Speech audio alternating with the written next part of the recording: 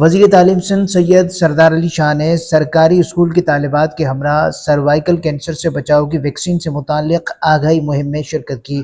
انہوں نے بچیوں کو صحت مند اور محفوظ مستقبل فراہم کرنے کے حکومتی عزم کا اعادہ کیا۔ اپنے پیغام میں وزیر تعلیم نے والدین پر زور دیا کہ وہ بچیوں کی ویکسینیشن میں بھرپور تعاون کریں۔ سروائیکل کینسر سے بچاؤ کی یہ ویکسین مہم اسکولوں کی سطح پر جاری ہے۔ اسٹیپٹا کا جیل میں قیدی بچوں کو ہنرمند بنانے کا منصوبہ۔ اسٹیپٹا اور تصور امید فاؤنڈیشن کے درمیان سینٹرل جیل کراچی میں مفاہمتی یادداشت پر دستخط ہوئے۔ چیئرپرسن اسٹیپٹا جنید بلند نے دستخط کے بعد سینٹرل جیل کا دورہ کیا اور منصوبے کی تفصیلات بتائیں۔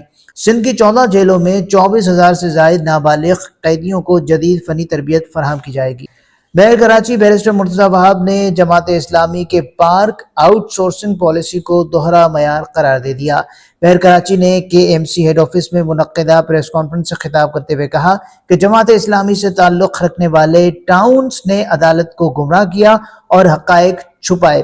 انہوں نے بتایا کہ ناظم آباد، لیاقت آباد اور گلبرگ کے متعدد پارکس مختلف پارٹیوں کے ذریعے چلائے جا رہے ہیں، جہاں عام عوام سے فیس وصول کی جا رہی ہے۔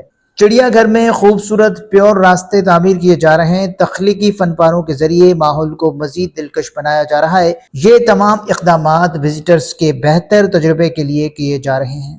سوراب گوٹ انڈر پاس میں پیچ ورک کا آغاز ہو گیا۔ سوشل میڈیا پر شہریوں کی جانب سے سوراب گوٹ انڈر پاس کی حالت سے متعلق شکایات سامنے آئیں۔ شکایت کے بعد متعلقہ ادارے نے انڈر پاس میں پیچ ورک کا کام شروع کر دیا ہے۔ مرمت کے کام کا مقصد شہریوں کو بہتر سفری سہولیات فراہم کرنا ہے۔ مزید بہتری کے لیے انڈر پاس کی نگرانی اور جائزہ جاری رکھا جائے گا۔ بلدیہ عظمیٰ کراچی کا صحت مند شہر کی جانب بڑا قدم۔ شہریوں کو بیماریوں سے محفوظ رکھنے کے لیے فیومیگیشن مہم کا آغاز کر دیا گیا۔ میئر کراچی بیرسٹر مرتضی وہاب کی خصوصی ہدایت پر پورے شہر میں جامع اور منظم فیومیگیشن مہم جاری ہے۔ شہری علاقوں، گلی محلوں اور اہم شاہراہوں پر اسپرے کے ذریعے بیماریوں کے پھیلاؤ کو مؤثر انداز میں روکا جا رہا ہے۔